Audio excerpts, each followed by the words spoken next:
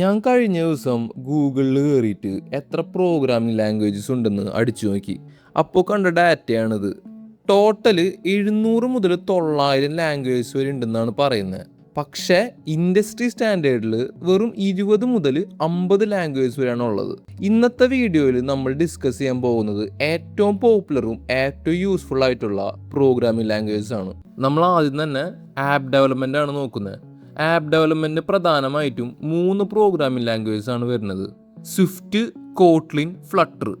ആദ്യം നമുക്ക് സ്വിഫ്റ്റ് നോക്കാം. സ്വിഫ്റ്റ് ആപ്പിളിൻ്റെ പ്രോഗ്രാമിംഗ് ലാംഗ്വേജ് ആണ്. ആപ്പിളിൻ്റെ ഓപ്പറേറ്റിംഗ് സിസ്റ്റമായ iOS ഉണ്ടാക്കിയിരിക്കുന്നത് ഈ പറഞ്ഞ സ്വിഫ്റ്റിലാണ്. സ്വിഫ്റ്റ് വളരെയധികം നേറ്റീവ് ലാംഗ്വേജ് ആണ്. അതായത് ആപ്പിളിൻ്റെ ഓപ്പറേറ്റിംഗ് സിസ്റ്റത്തിൽ മാത്രമേ ഈ ലാംഗ്വേജ് വർക്ക് ചെയ്യുള്ളൂ.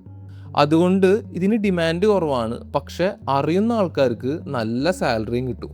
ഇതിൻ്റെ മെയിൻ അഡ്വാൻറ്റേജ് എവിടെ വരാമെന്ന് വെച്ച് കഴിഞ്ഞാൽ, ചില ആപ്ലിക്കേഷന് നല്ലോണം ഹാർഡ്വെയർ ഉപയോഗിക്കേണ്ടി വരും.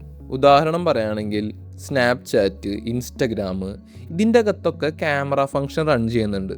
അതിൽ നല്ല ക്വാളിറ്റിയിൽ ക്യാമറ വർക്ക് ചെയ്യണമെന്നുണ്ടെങ്കിൽ ഹാർഡ്വെയർ അറിയണം. അതിന് സ്വിഫ്റ്റാണ് ഏറ്റവും ബെസ്റ്റ് ഓപ്ഷൻ. അടുത്തതാണ് കോട്ട്ലിൻ വരുന്നത്. കോട്ട്ലിൻ ആൻഡ്രോയിഡിൻ്റെ നേറ്റീവ് ലാംഗ്വേജ് ആണ്. ആൻഡ്രോയിഡ് ബിൽഡ് ചെയ്തിരിക്കുന്നത് കോട്ട്ലിനിലാണ്. ഇതിൽ നമ്മൾ നേരത്തെ സ്വിഫ്റ്റിൻ്റെ കാര്യം പറഞ്ഞ പോലെ തന്നെ ആൻഡ്രോയിഡിൻ്റെ അകത്ത് നല്ലോണം ഹാർഡ്വെയർ യൂസ് ചെയ്യുന്ന സോഫ്റ്റ്വെയർസ് ഉണ്ടാക്കുന്നുണ്ടെങ്കിൽ ഏറ്റവും ബെസ്റ്റ് ഓപ്ഷൻ കോട്ട്ലിൻ തന്നെയാണ്. ഇതിൻ്റെ മെയിൻ അഡ്വാൻറ്റേജ് എന്താണെന്ന് വെച്ച് കഴിഞ്ഞാൽ ഇതിൻ്റെ ഡിമാൻഡ് തന്നെയാണ്. ഇത് ഞാൻ വെറുതെ ഡാറ്റ റിസർച്ച് ചെയ്യാൻ വേണ്ടി നോക്കിയപ്പോൾ എടുത്ത ഒരു സ്ക്രീൻഷോട്ടാണ്. ഇതിൻ്റെ അകത്ത് ഞാൻ ഏപ്രിൽ 2025 മുതൽ 2026 വരെയുള്ള ഡാറ്റയാണ് എടുത്തിരിക്കുന്നത്. ഈ ഒരു ഫോട്ടോ കണ്ടാൽ നിങ്ങൾക്ക് മനസ്സിലാവും. ആൻഡ്രോയിഡിന് വരുന്നത് 71.8%, iOSന് വരുന്നത് 27.84%. ഇതാണ് ആപ്പിളും ആൻഡ്രോയിഡും യൂസ് ചെയ്യുന്ന ആളുകളുടെ പെർസെൻറ്റേജ് എന്ന് പറയുന്നത്. അപ്പോൾ നമുക്കിത് കണ്ടാൽ തന്നെ മനസ്സിലാവും നമുക്ക് എന്തുമാത്രം ഡിമാൻഡ് ഈ കോട്ട്ലിനുണ്ട്, നമുക്ക് ഈ ആൻഡ്രോയിഡിലുണ്ടെന്ന്. അടുത്തത് ഫ്ലട്ടറാണ്. ഫ്ലട്ടറിൻ്റെ മെയിൻ അഡ്വാൻറ്റേജ് എന്ന് വെച്ച് കഴിഞ്ഞാൽ നേരത്തെ പറഞ്ഞ രണ്ടെണ്ണത്തിൻ്റെയും ഡിസഡ്വാൻറ്റേജ് തന്നെയാണ്. സ്വിഫ്റ്റും കോട്ട്ലിനും ആപ്പിളിൻ്റെയും ആൻഡ്രോയിഡിൻ്റെയും നേറ്റീവ് ലാംഗ്വേജ് ആണ്. അത് ആ ഓപ്പറേറ്റിംഗ് സിസ്റ്റത്തിൽ മാത്രമേ വർക്ക് ചെയ്യുള്ളൂ. പക്ഷേ ഫ്ലട്ടറിന് അങ്ങനെ ഒരു പ്രശ്നമില്ല. ഫ്ലട്ടർ ആൻഡ്രോയിഡിലും വർക്ക് ചെയ്യും, iOSലും വർക്ക് ചെയ്യും. അടുത്ത് നമ്മൾ നോക്കാൻ പോകുന്നത് വെബ് ഡെവലപ്മെൻ്റ് ആണ്. അതിൽ പ്രധാനമായിട്ടും 3 ലാംഗ്വേജ് ആണുള്ളത്: HTML, CSS, ജാവാസ്ക്രിപ്റ്റ് അല്ലെങ്കിൽ ടൈപ്പ് സ്ക്രിപ്റ്റ്. HTML ഒരു സ്കെലിട്ടൺ ആണെന്ന് അസ്യൂം ചെയ്യുക. അതുപോലെ CSS സ്കിന്നാണെന്നും അസ്യൂം ചെയ്യുക. ജാവാസ്ക്രിപ്റ്റ് ബ്രെയിൻ ആണെന്നും അസ്യൂം ചെയ്യുക. HTML ആണ് ഒരു വെബ്സൈറ്റിന് അല്ലെങ്കിൽ ഒരു വെബ് പേജിന് ഒരു സ്ട്രക്ചർ കൊടുക്കുന്നത്. CSS ആണ് അതിന് കളർ കൊടുക്കുന്നത്. ജാവാസ്ക്രിപ്റ്റ് ആണ് അതിന് ഒരു ലോജിക്കും കാര്യങ്ങളും എല്ലാം കൊടുക്കുന്നത്. നമ്മളെല്ലാവരും ഈ പറഞ്ഞ പേജ് കണ്ടിട്ടുണ്ടാവും. ഇത് ഫേസ്ബുക്കിൻ്റെ ലോഗിൻ പേജാണ്. പക്ഷേ ഇതാണ് ഈ CSS ഇല്ലാതെ ഉള്ള ഒരു പേജ്. HTML മാത്രം വെച്ചിട്ട് നമ്മൾ പേജ് ഉണ്ടാക്കി കഴിഞ്ഞാൽ ഇതുപോലെ ഇരിക്കും. നമ്മളിനി ഈ കാണുന്ന സൈനപ്പ് പേജോ അല്ലെങ്കിൽ ലോഗിൻ ബട്ടണോ ഞെക്കിക്കഴിഞ്ഞാൽ നമ്മൾ വേറൊരു പേജിലോട്ട് പോകും. ആ ഒരു ട്രാൻസിഷൻ ചെയ്യുന്നത് ജാവാസ്ക്രിപ്റ്റ് ആണ്. ഇവിടെ ഞാനിപ്പോൾ വിക്കിപീഡിയയിൽ വെറുതെ KER എന്ന് ടൈപ്പ് ചെയ്തിട്ടുള്ളൂ. അപ്പോൾ നിങ്ങൾക്ക് താഴത്ത് കാണാൻ പറ്റും ഒരുപാട് ഓട്ടോ കംപ്ലീറ്റ് ആയിട്ട് ഒരുപാട് ഓപ്ഷൻസ് വരുന്നത്. ഇതെല്ലാം ജാവാസ്ക്രിപ്റ്റിൻ്റെ പണിയാണ്. ജാവാസ്ക്രിപ്റ്റും ടൈപ്പ് സ്ക്രിപ്റ്റും ശരിക്കും സെയിം സാധനമാണ്, ചെറിയൊരു ഡിഫറൻസേ ഉള്ളൂ. ജാവാസ്ക്രിപ്റ്റിൽ നമ്മൾ എന്തെങ്കിലും ഒരു പ്രോഗ്രാമിൽ എറർ ഉണ്ടെങ്കിൽ നമ്മളത് റൺ ചെയ്ത് നോക്കിയാൽ മാത്രമേ മനസ്സിലാവുള്ളൂ. പക്ഷേ ടൈപ്പ് സ്ക്രിപ്റ്റിലാണെങ്കിൽ നമ്മളിപ്പോൾ കോഡ് ചെയ്യുമ്പോൾ തന്നെ എറർ ഉണ്ടെങ്കിൽ അത് ഡിക്റ്റേറ്റ് ചെയ്യും. അപ്പോൾ നമുക്ക് എറർ കുറയ്ക്കാൻ വേണ്ടിയിട്ട് ഈ പറഞ്ഞ ടൈപ്പ് സ്ക്രിപ്റ്റ് ഉപയോഗിക്കാൻ പറ്റും. അടുത്ത നമ്മൾ നോക്കാൻ പോകുന്നത് ഗെയിം ഡെവലപ്മെൻ്റ് ആണ്. അതിലെ പ്രോഗ്രാമിംഗ് സോഫ്റ്റ്വെയറിനെ പറ്റി നോക്കുന്നതിന് മുമ്പ് നമുക്ക് ഗെയിം എഞ്ചിൻ എന്താണെന്ന് അറിയണം. ഇതിന് നമുക്കൊരു എക്സാമ്പിൾ വെച്ചിട്ട് മനസ്സിലാക്കാം. അതായത് നമുക്കിപ്പോൾ ഒരു എഗ് സാൻഡ്വിച്ച് ഉണ്ടാക്കണം എന്ന് വിചാരിക്കുക. അതിന് നമുക്ക് വേണ്ടുന്ന ഇൻഗ്രീഡിയൻസ് ആണ് ബ്രെഡ്, എഗ്ഗ്, ടൊമാറ്റോ, പിന്നെ മയനൈസും. നമുക്ക് ഈ പറഞ്ഞ സാധനങ്ങളൊക്കെ വേണമെങ്കിൽ നമ്മളിത് മേടിക്കല്ലേ ചെയ്യുള്ളൂ. അല്ലാതെ നമ്മൾ ബ്രെഡിന് വേണ്ടിയിട്ട് ഗോതമ്പ് കൃഷി ചെയ്യാൻ നിൽക്കില്ലല്ലോ. അതുപോലെ തക്കാളിക്ക് വേണ്ടിയിട്ട് തക്കാളി കൃഷി ചെയ്യാൻ നിൽക്കില്ലല്ലോ. ഗെയിം എഞ്ചിൻ എന്ന് പറഞ്ഞു കഴിഞ്ഞാൽ ഓൾറെഡി ഒരു സെറ്റ് ഓഫ് ടൂൾസ് ഇൻബിൽഡ് ആയിട്ടുണ്ടാവും. അപ്പോൾ നമ്മൾ ജസ്റ്റ് ആ ടൂളിൻ്റെ അകത്ത് കയറിയിട്ട് നമുക്ക് വേണ്ടുന്ന കാര്യം ഉണ്ടാക്കിയാൽ മതി. നമുക്ക് പ്രധാനമായിട്ടും 2 ഗെയിം എഞ്ചിനാണ് വരുന്നത്. ഒരെണ്ണം അൺറിയൽ എഞ്ചിനും മറ്റേത് യൂണിറ്റിയും. നമുക്ക് എല്ലാവർക്കും അറിയുന്ന ഗെയിംസായ ഫോർട്ട്നൈറ്റ്, വാലോറൻറ്റ്, ഹോഗോഡ് ലെഗസി ഇതെല്ലാം ഉണ്ടാക്കിയിരിക്കുന്നത് അൺറിയൽ എഞ്ചിനിലാണ്.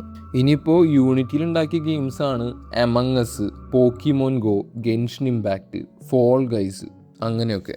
അൺറിയൽ എഞ്ചിനിൽ ഉപയോഗിക്കുന്ന പ്രോഗ്രാമിംഗ് ലാംഗ്വേജ് C++ഉം യൂണിറ്റിൽ ഉപയോഗിക്കുന്ന പ്രോഗ്രാമിംഗ് ലാംഗ്വേജ് C# ആണ്. C# C++നേലും കമ്പാറ്റബിളി ഈസിയർ ആണ്. നിങ്ങളിപ്പോൾ ഒരു ബിഗിനറാണ്, നിങ്ങൾക്കൊരു ഗെയിം ഉണ്ടാക്കണം എന്നുണ്ടെങ്കിൽ ഞാൻ സജസ്റ്റ് ചെയ്യുക യൂണിറ്റിയിൽ ഉണ്ടാക്കാനായിരിക്കും. അടുത്തതാണ് embed system. Microwave, washing machine, പഴയ TV ഇതെല്ലാം എംബഡ് സിസ്റ്റത്തിൻ്റെ ഭാഗമാണ്. എംബഡ് സിസ്റ്റം എന്താണെന്ന് വെച്ച് കഴിഞ്ഞാൽ അതിലെ ഡിവൈസസിനൊക്കെ പ്രത്യേകിച്ചൊരു പർപ്പസ് ഉണ്ടാവും. നമ്മുടെ ലാപ്ടോപ്പ്, മൊബൈല്, അതുപോലെ കമ്പ്യൂട്ടർ ഇതിനൊക്കെ ഒരുപാട് പർപ്പസ് ഉണ്ട്. നമുക്ക് നമ്മുടെ മൊബൈൽ വെച്ചിട്ട് ഒരുപാട് കാര്യങ്ങൾ ചെയ്യാൻ പറ്റും. പക്ഷേ ഈ വാഷിംഗ് മെഷീൻ നമുക്കൊരു ഉദാഹരണമായി എടുക്കാം. വാഷിംഗ് മെഷീന് അതിനൊരു ഫിക്സഡ് ആയിട്ട് പർപ്പസ് ഉണ്ട്. അതായത് വെള്ളത്തിൻ്റെ ലെവൽ നോക്കുക, അതുപോലെ ഡ്രമ്മ് കറങ്ങണതിൻ്റെ സ്പീഡ് നോക്കുക, അതുപോലെ ഇത്ര ഒരു ടൈം സ്പെസിഫൈ ചെയ്തിട്ടുണ്ടാവും വാഷിംഗ് മെഷീനൊക്കെ. ആ ടൈം ആകുമ്പോൾ ഓഫായി കഴിഞ്ഞാൽ അതിനൊരു ഒച്ച വരിക. ഇതൊക്കെ ഒരു സ്പെസിഫൈ ആയിട്ടുള്ള പർപ്പസാണ്, അല്ലാണ്ട് ഇതിനപ്പുറത്തേക്കൊന്നും ചെയ്യാൻ പറ്റില്ല. അപ്പോൾ ഇങ്ങനത്തെ ഡിവൈസസിനെയാണ് നമ്മൾ എംബഡഡ് ഡിവൈസസ് എന്ന് പറയുന്നത്. ഇത് മെയിൻലി ഉണ്ടാക്കുന്നത് C-യും C++ഉം വെച്ചിട്ടാണ്. പക്ഷേ ഇന്നത്തെ കാലത്ത് റസ്റ്റ് എന്ന് പറഞ്ഞൊരു പ്രോഗ്രാമിംഗ് സോഫ്റ്റ്വെയർ വളരെയധികം പോപ്പുലറായി വരുന്നു. കാരണം C-യും C++ഉം വെച്ച് ഉണ്ടാക്കുമ്പോൾ അതിലൊരുപാട് മിസ്റ്റേക്സ് ഉണ്ടാവാൻ ചാൻസ് ഉണ്ട്. അത് റസ്റ്റ് ഉണ്ടെന്നുണ്ടെങ്കിൽ കുറച്ചും കൂടെ കുറവായിരിക്കും. ഡാറ്റ എഞ്ചിനീയറിംഗ് ഒരു വാസ്റ്റ് ആയിട്ടുള്ള സബ്ജക്റ്റാണ്. നമുക്കത് ഈസി ആയിട്ട് മനസ്സിലാക്കാനായിട്ട് അതിൻ്റെ മെയിൻ കണ്ടൻസ് എന്താണെന്ന് നമുക്ക് പെട്ടെന്ന് നോക്കാം. ആദ്യം തന്നെ ഡാറ്റ കളക്ട് ചെയ്യും, അതിനുശേഷം അത് ക്ലീൻ ചെയ്യും, പിന്നെ സ്റ്റോർ ചെയ്യും, പിന്നെ അതിനുശേഷം അത് ആവശ്യമുള്ള സമയത്ത് എടുത്തിട്ട് അത് അനലൈസിങ്ങിന് വേണ്ടി ഉപയോഗിക്കുന്നു. പൈത്തണും SQL-ഉമാണ് ഇതിൻ്റെ അകത്ത് ഏറ്റവും ഇമ്പോർട്ടൻ്റ് ആയിട്ട് വരുന്ന പ്രോഗ്രാമിംഗ് ലാംഗ്വേജസ്. ഇതിൽ പൈത്തണാണ് നമുക്ക് ആദ്യം ഡാറ്റ കളക്ട് ചെയ്യാനും അതുപോലെ ബേസിക് ലെവൽ ഓഫ് ഡാറ്റ ക്ലീനിങ്ങിനും സഹായിക്കുന്നത്. എന്നിട്ട് ഡാറ്റ കറക്റ്റായ ഫോമിൽ സ്റ്റോർ ചെയ്യാനും അതുപോലെ ആവശ്യമുള്ള സമയത്ത് കളക്ട് ചെയ്യാനും നമുക്ക് SQL ഉപയോഗിക്കാൻ പറ്റും. എന്നിട്ട് നമുക്ക് എന്ത് രീതിയിലാണോ നമുക്ക് അനലൈസ് ചെയ്യേണ്ടത് അതിന് ഉപകാരമുള്ള സോഫ്റ്റ്വെയർസ് വെച്ചിട്ട് നമ്മൾ അനലൈസ് ചെയ്യുന്നു. അടുത്ത നമ്മൾ നോക്കാൻ പോകുന്നത് AI ആൻഡ് മെഷീൻ ലേണിംഗ് ആണ്.